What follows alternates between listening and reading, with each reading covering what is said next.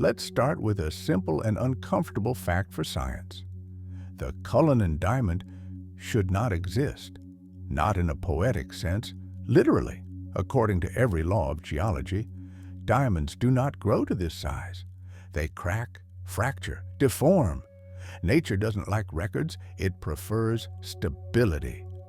And when a diamond appears that is far too large, it means something has gone wrong. That is why in 1905, when a transparent crystal weighing 3,106 carats was pulled from the wall of a South African mine, the first reaction among experts was not excitement, but irritation. Because if it was real, then the textbooks would need to be rewritten. A discovery no one believed, the story began in the most ordinary way possible. An ordinary evening, a routine inspection at the premier mine. The mine manager, Frederick Wells, noticed a strange glint in the rock face. Not, oh, a diamond, but rather, why is that piece of trash shining? He assumed it was glass, or quartz, or some forgotten shard. He pried it loose with a knife and immediately understood that things had gone out of control. The stone was too large, too clean, too perfect. It didn't fit in the palm of a hand. It didn't resemble a normal diamond. It was a single, solid crystal, as if torn from a different version of Earth. When the find was shown to experts, they reacted exactly as any reasonable person would. They didn't believe it. Theories followed.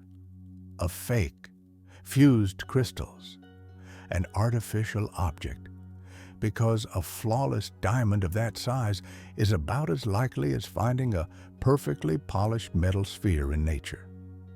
Why Cullinan is a geological anomaly. Diamonds form deep underground, more than 150 kilometers below the surface, under enormous pressure and temperature. But even those conditions have limits. A diamond's crystal lattice cannot withstand infinite growth. That's why large diamonds almost always have defects. Cullinan was different. It was whole, monolithic, structurally legible down to its core. Today, the prevailing theories suggest that Cullinan was either a fragment of a far more ancient giant of crystal destroyed by tectonic processes, or the product of an anomalous pressure zone whose conditions will never be repeated. Put simply, it was a mistake of nature, one that never happened again. Who bought the diamond and why? From this moment on, Cullinan's story stops being about a stone and becomes a story about power, because this is where politics begins, the kind where nothing is done just because, even when it looks like a goodwill gesture on paper. The diamond was purchased by the government of the Transvaal, a British colony in southern Africa, for £150,000. For the early 20th century, this wasn't just a large sum. It was the kind of money that made taxpayers visibly nervous. Newspapers accused officials of waste. Politicians argued over whether it made sense to spend so much on a stone that couldn't be used or sold. But the purchase was only the first act. In 1907, the Transvaal made a move that looked like a gift, but was, in fact, a political statement. The diamond was presented to King Edward VII, formally, as a gesture of loyalty and gratitude for the granting of self-government after the Anglo-Boer Wars. In reality, as a signal that the colony recognized the center of power and willingly inscribed itself into the empire. To understand this, you have to understand the era. Within the British Empire, there was a long-standing tradition. Colonies give, the metropole accepts. And they didn't give just anything. India gave gemstones and textiles. Asian colonies gave gold, jade, carved artifacts. Africa gave rare minerals, ivory, diamonds. But Cullinan was different. It wasn't just an expensive gift, it was the largest diamond in human history. A gift like that couldn't be refused, and it couldn't be accepted as a personal possession of the monarch. It immediately exceeded private ownership and became property of the state, a future element of royal regalia. Adjusted for inflation, 150,000 pounds in the early 1900s equals roughly 15 million pounds today. And that was only the price of the rough stone. The real value lay not in the number, but in the message.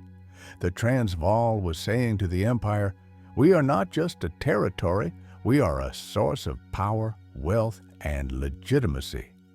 And the empire accepted the message. From that moment on, Cullinan ceased to be a South African diamond. It became an imperial object, a stone destined to enter the symbolic language of British power. From then on, its fate no longer depended on markets, dealers, or collectors. It depended on one thing only: how the empire would choose to use this symbol. Why monarchs have always loved precious stones? Monarchs throughout history did not love precious stones because they were beautiful. That's a common mistake. Beauty is for display cases. Power is something else entirely. Precious stones were valued because they possess one extremely convenient quality. They survive everything: dynasties, revolutions, fires, religions, languages, even meanings. A stone doesn't care about politics. It simply remains. And that trait turned out to be perfectly compatible with the idea of power. In the ancient world, rulers faced a fundamental problem: how to explain why they were in charge. Saying, "Because I'm strong," wasn't enough. Saying, "Because I'm rich," worked only temporarily. But showing something that looked older than you, stronger than you, and likely to outlive you, that worked. That's why Mesopotamian kings wore lapis lazuli. Not because it was pretty, but because it was rare, distant, and associated with the sky, with what stood above everyone else. In Egypt, pharaohs adorned themselves with stones as if they were heading not to a ceremony, but to meet the gods. In their worldview, those were the same thing. Then it became more interesting. In antiquity, stones stopped being mere symbols and became instruments of governance. A signet ring with a stone wasn't jewelry, it was a seal, the right to finalize decisions. Whoever held the ring held authority. Notice this: emperors could go without crowns, but the ring was always there. In the Middle Ages, symbolism became harsher and more honest. Stones were classified by function: diamond, invincibility; ruby, blood and the right to violence; sapphire, divine judgment; emerald, eternity. This wasn't mysticism, it was political language. That's why crowns were never made of just gold. Gold was the base, the background, the construction material. Stones were the semantic center. First the stone, then everything else. A monarch without stones is a wealthy individual. A monarch with stones is an idea. An idea, that power, doesn't begin with you, doesn't end with you, and isn't particularly interested in your personality. You are temporary, the stone is not. In the modern era, when states began pretending to be rational, nothing really changed. Stones stopped being explained through magic and started being explained through tradition. But the function remained the same: to visualize continuity of power. That's why colonies gifted precious stones to metropoles. Not gold, not money, not goods, stones. Because it wasn't a gift, it was an acknowledgement. We are embedded in your order. Such things are not sold, they are not auctioned, they cannot be monetized. They are embedded into crowns, scepters, thrones, rituals, and history textbooks. In essence, a precious stone is the most honest symbol of power. It promises no justice, guarantees no happiness. It simply says, I was here before you, and I will be here after. And for power, that is an ideal statement. How Cullinan was sent to England, and everyone was fooled here. The story pauses to ask an entirely logical question. How do you transport the most valuable stone in history and make sure it actually arrives? Because this is no longer geology or jewelry. This is logistics, politics, and human greed. All at once, early 20th century, newspapers are already shouting about the discovery. The world knows there was a diamond the size of a fist whose value is impossible to calculate, and it needs to be delivered to England across oceans, ports, customs, and people reading the same headlines. Any reasonably intelligent criminal understood this was the perfect object for the heist of the century. And the British did what they did best. They staged a performance. They officially announced that Cullinan would be shipped to England by sea, loudly, demonstratively. A military or near-military vessel, guards, a safe, rumors of round-the-clock protection. Newspapers enthusiastically tracked the route. The public followed every step. It was the perfect distraction. Everyone looked exactly where they were told to look. And now the detail that turns this into a classic. Cullinan was not on the ship. What traveled there was a precise fake, a decoy stone created not to arrive safely, but to be seen. The real Cullinan, meanwhile, took the most boring and reliable route imaginable, ordinary registered mail. No guards, no escort, no headlines, a simple box, standard paperwork. A route that interested absolutely no one. While the world watched the ship, the real diamond crossed the ocean like an unremarkable parcel. No one tried to steal it. No one knew where it was, because no one believed something like that was possible. And that is the beauty of the moment. This is not a story about force. It's a story about intelligence. At that moment, the British Crown demonstrated a simple truth. Sometimes the safest vault is the absence of attention. The diamond arrived safely in England, was presented to the king, and moved on to the most dangerous stage of its biography. And yes, the plan worked perfectly. The most dangerous strike in the history of jewelry in Amsterdam, Cullinan was handed to the man on whom the entire fate of the diamond now depended, Joseph Asher. One thing must be clarified immediately. Asher was no random jeweler. His family had already cut Europe's largest diamonds. But even for him, Cullinan wasn't a challenge. It was a threat to his reputation, his profession, and possibly the entire industry. Because Cullinan couldn't be slightly damaged. It could only be split perfectly or destroyed forever. Asher did not touch the stone for months. He studied it. He searched for natural stress lines, microscopic flaws, traces of ancient growth. Essentially, he tried to understand where nature itself was willing to yield. When the day came, the workshop contained company representatives, witnesses, and according to some accounts, even a doctor. The tension was extreme. Asher struck once. The blade broke. At that moment, it became clear. Either the diamond was unbreakable, or the cost of failure would be catastrophic. One wrong strike, and Cullinan would turn into a pile of very expensive dust. Asher paused, changed tools, collected himself.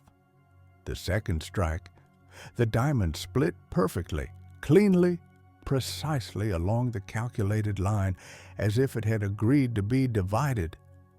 According to legend, Asher fainted at that moment, not from the strike, but because the tension that had held him for weeks simply vanished. That is entirely plausible, because after that strike, one thing was clear. The catastrophe had not happened. History had succeeded. From the original 3,106 carat crystal came 9 large diamonds, 96 smaller stones, and a quantity of diamond dust lost during cutting. Cullinan was no longer a single stone. It became a system, and its second life began no longer geological, but political. How Cullinan settled into the empire. When Cullinan stopped being a single stone, it didn't disappear or shrink. It simply changed its form of existence. It wasn't placed into boxes or hidden away in vaults. Instead, it was deliberately distributed across symbols of power, so that each fragment would function not on its own, but as part of a larger state performance. And this was no accident. The scepter, Cullinan 530.2 carats, the largest cut colorless diamond in the world. It is set into the royal scepter with the cross, the object the monarch holds during the coronation ceremony. And this detail matters. The scepter is not decoration. It is an instrument of action. When the future king holds it in his hands, power becomes physical, visible, graspable. Cullinan. Eye does not sparkle. It dominates. Light does not play inside it. It seems to freeze. This is not a stone meant for aesthetics. It is a stone meant to make a statement. The source of authority is here, and it is present now. The crown. Cullinan II, Cullinan II, 317.4 carats, occupies the central position in the imperial state crown, worn by the monarch during the opening of Parliament. This is a different level altogether. If Cullinan I represents power held in the hand, Cullinan II represents power held above heads. The stone sits at eye level, facing outward, toward ministers, cameras, and the public. This is not ceremonial decoration. It is a working instrument of monarchy, appearing whenever authority must be reaffirmed as neither accidental nor temporary.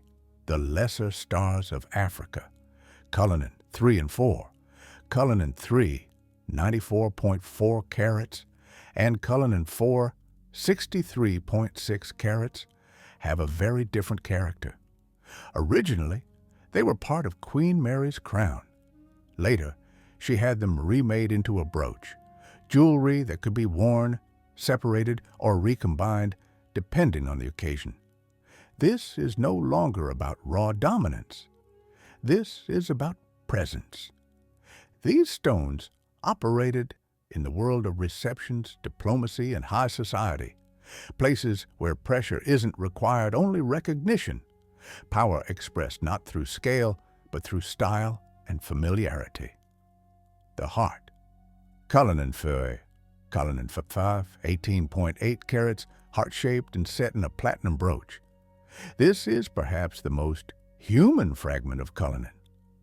It is not about the state or institutions.